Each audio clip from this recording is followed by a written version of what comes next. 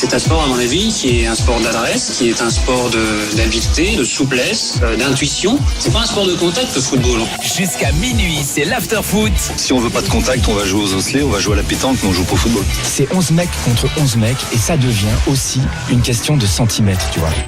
Bonjour à tous, je suis très heureux de vous retrouver pour cette petite chronique sur l'after-foot de RMC où nous serons ensemble pendant une petite minute pour parler du sujet, du sport que tout le monde aime, qui n'est d'autre que le football.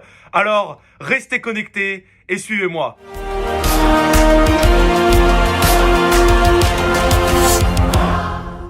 Le Paris Saint-Germain ne connaîtra pas les quarts de finale de la Coupe de France, une première depuis la saison 2013-2014 éliminée contre Montpellier, et comme diraient certains...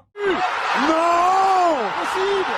C'est pas possible. Opposé à Nice hier soir, le match était plus que passionnant. Ah ça oui, c'est clair. Non, je rigole. Hein. On s'est bien ennuyé au Parc des Princes, hein, avec 4 tirs contre 3 cadrés. Ah, je peux vous le dire, hein, c'était la folie dans le stade. Hein.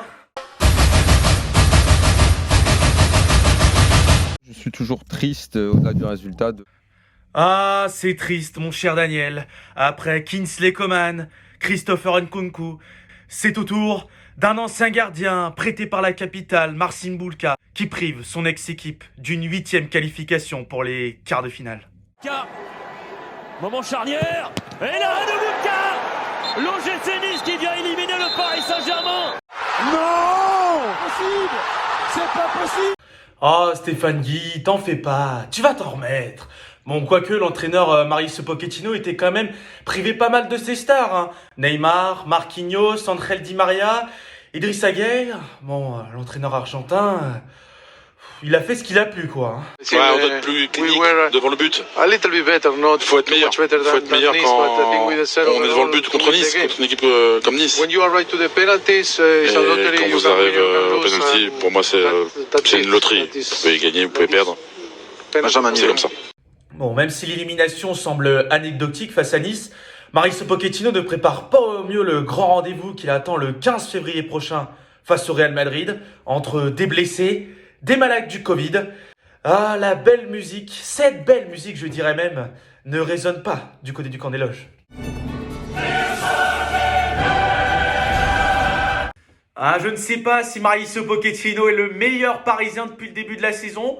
En tout cas, ce que je peux vous dire, c'est qu'il est désormais au premier plan face aux critiques.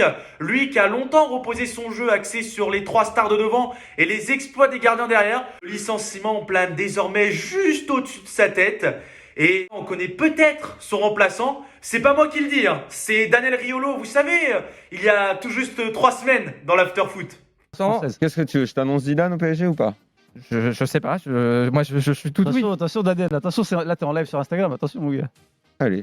Ok, Zidane au PSG, moi, ça s'arrête jamais. Les Parisiens sont donc désormais à 15 jours de leur histoire, 15 jours pour faire oublier ce début de saison raté. Le 15 février, à 21h, Mauricio Pochettino aura son destin entre ses mains, emmener les Parisiens sur le toit de l'Europe ou prendre la porte et ses valises qui vont avec, juste avant la fin de l'hiver.